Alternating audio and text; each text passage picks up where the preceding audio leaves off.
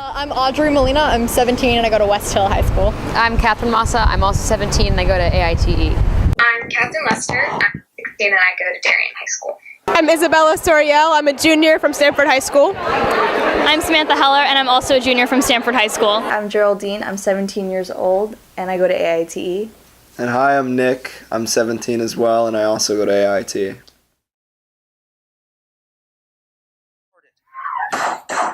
This cell phone video captured the gunfire and the screams of the high school students trapped inside their classroom. It began as an ordinary school day, and it was almost over when gunfire erupted this afternoon. This deadly mass shooting happened in Parkland, Florida, about 20 miles northwest of Fort Lauderdale at Marjorie Stoneman Douglas High School, attended by about 3,000 students. Put your phones away. Put your phones away.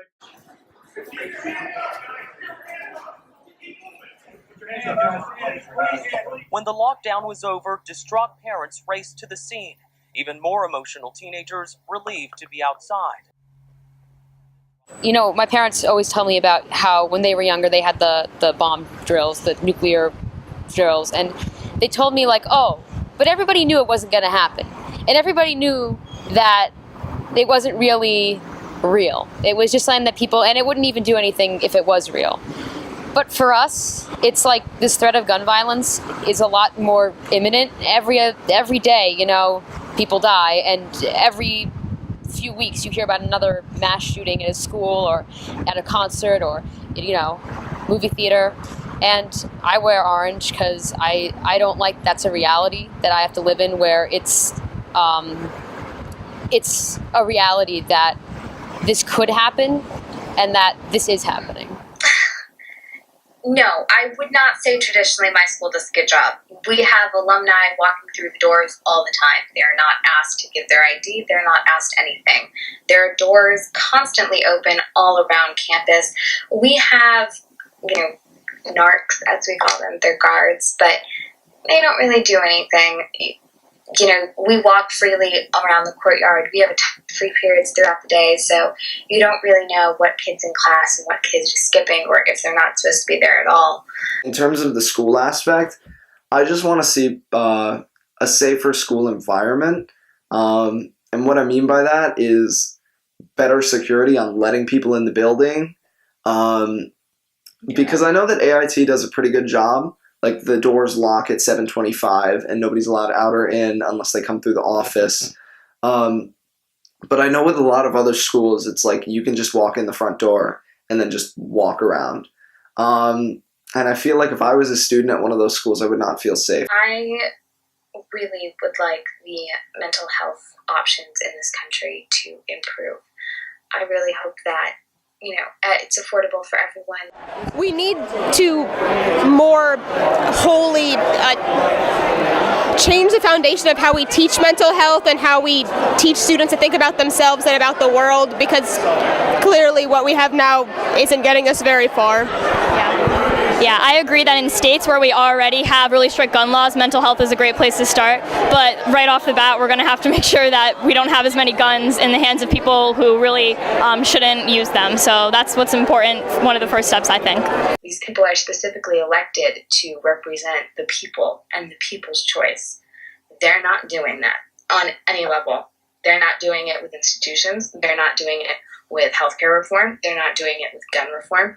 They're literally not doing anything. And I understand that the government is a complex system. I understand that it's hard for Democrats and Republicans to get along on so many issues, especially with the climate today in our country.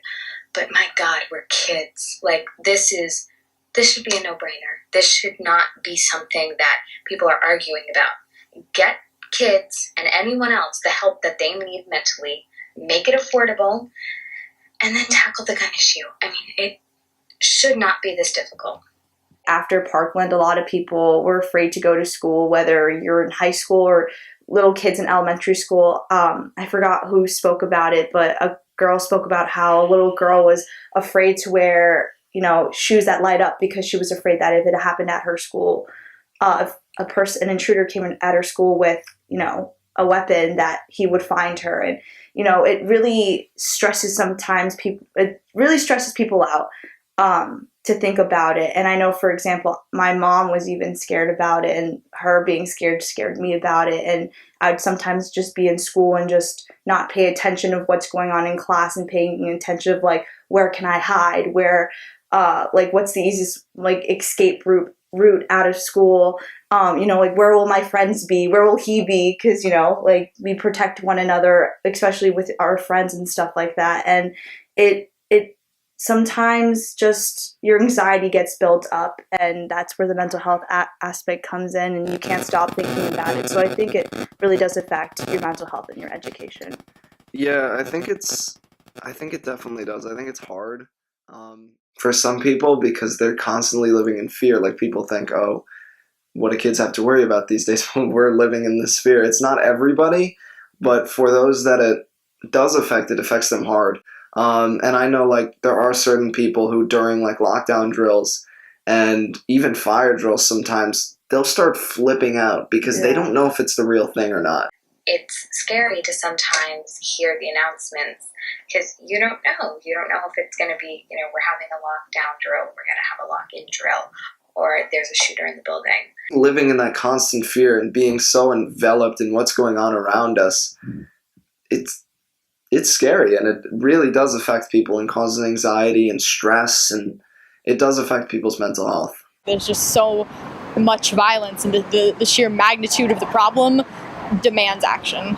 A musician who would have been turning 17 the following Wednesday. Peter Wang, 15, a JROTC member who was shot while holding the door open for a fellow classmate to get to safety. As you've heard, today marks 1 month since the tragedy at Stoneman Douglas High School in Parkland, Florida, where 17 were shot. April 20th marks 19 years since the shooting at Columbine High School, where 12 teachers and students were murdered. While none of our current students were alive for the tragedy at Columbine High School, I'm sure our staff will remember the impact it had on school safety.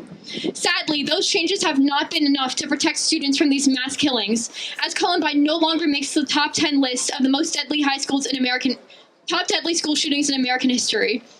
What does make the list, however, is the massacre at Sandy Hook Elementary in 2012, where 27 elementary school children were killed. Students deserve to feel safe here, and we deserve to have our voices heard. We must speak out on the issues that concern us, especially when they impact us. Because everyone deserves to receive the help they need when they're hurting, when they're suffering, and when they're in some sort of trouble. You can be someone that helps. We all have the ability to have a conversation to save a life, or potentially multiple. So if you see something, hear something, and please say something. We owe it to the little kids who might not grow up to graduate high school like the victims of the Sandy Hook shooting, to those who died while they're at the movie theater like the victims of the Aurora shooting, and to those who woke up to go to school in Florida and never made it back home. We can be the ones to end mass violence. Thank you.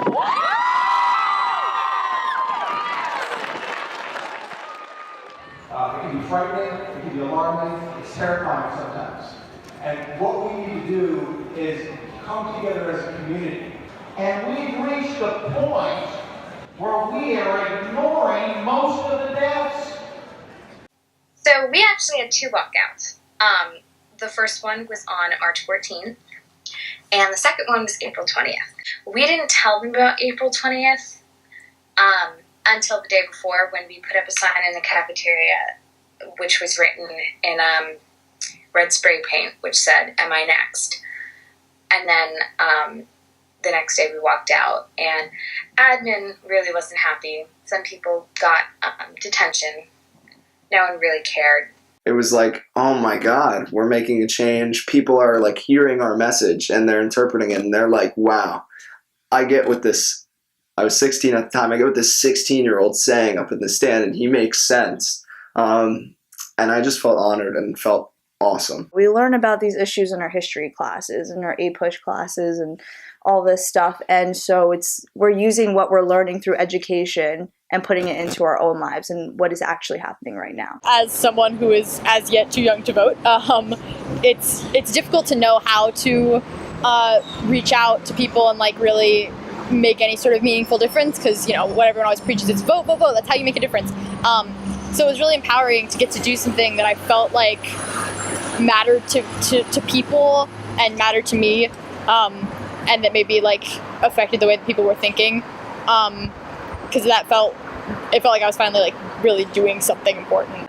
After the March for Our Lives rally, I felt powerful. Yeah. I actually felt powerful, and I don't know, there was just a feeling where I felt like I could do anything, and I have a voice, and I could actually just use it for, whatever I'm passionate about, whatever I want to say.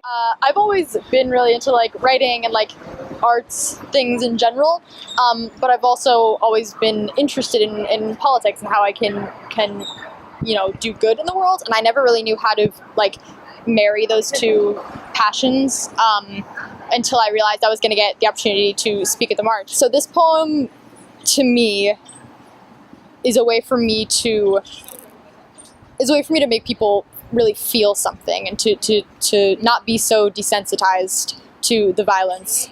And I hope that I can maybe inspire other people to take action and to raise their voices.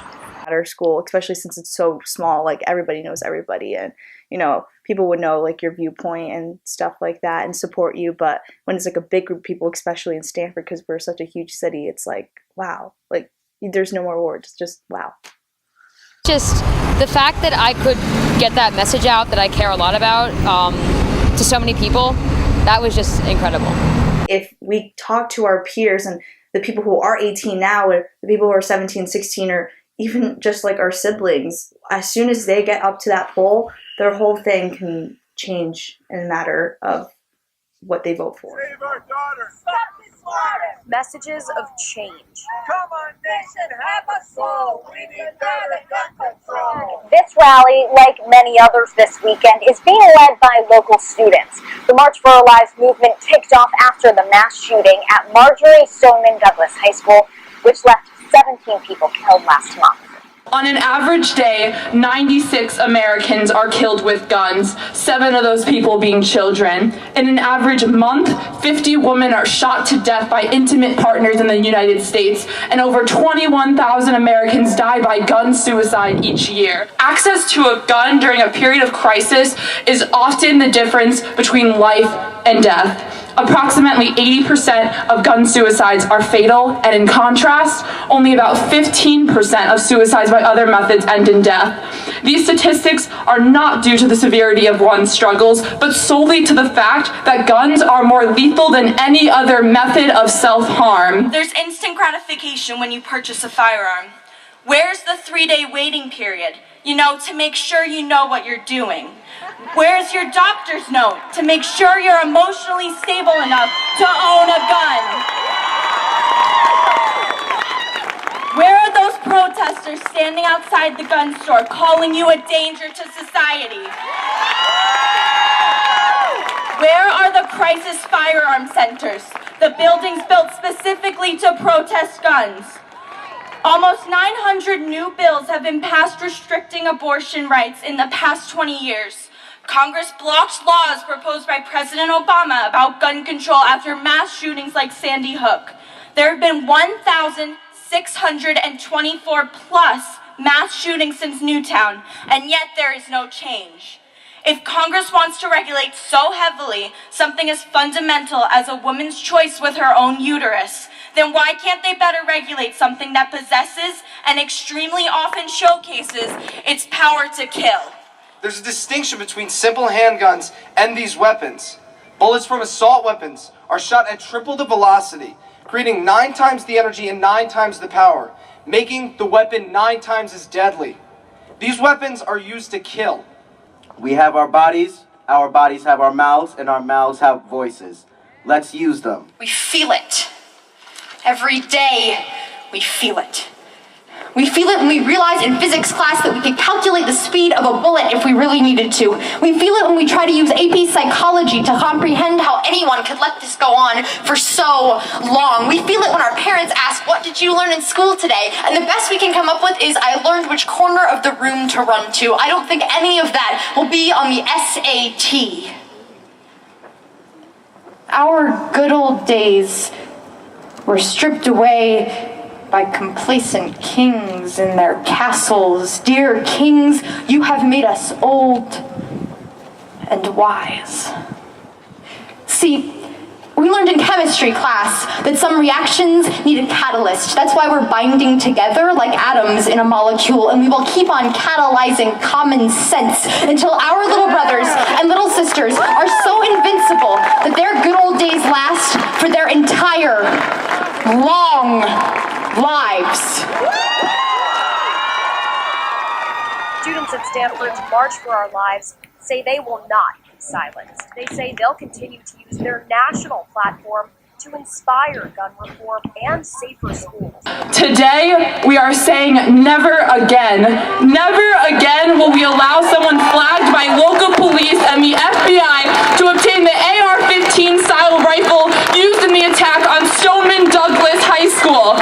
Never again will we allow another firearm to fall into the hands of a domestic abuser. Never again will we allow a gun to be accessible to someone contemplating suicide. Congress, listen to us today, for us students are the voice of the future. We need to execute gun reform, and we need to do so now through mandated universal background checks, the funding of federal gun violence research, and the banning of bump stocks, high-capacity ammunition magazines, and AR-15 style weapons. We can help put a stop to gun violence and ensure that tragedies like the one in Parkland never happen again.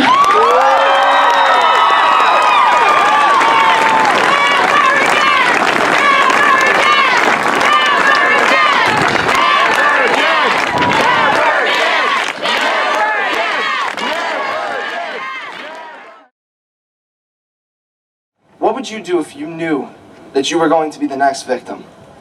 Would you do nothing? Thank you.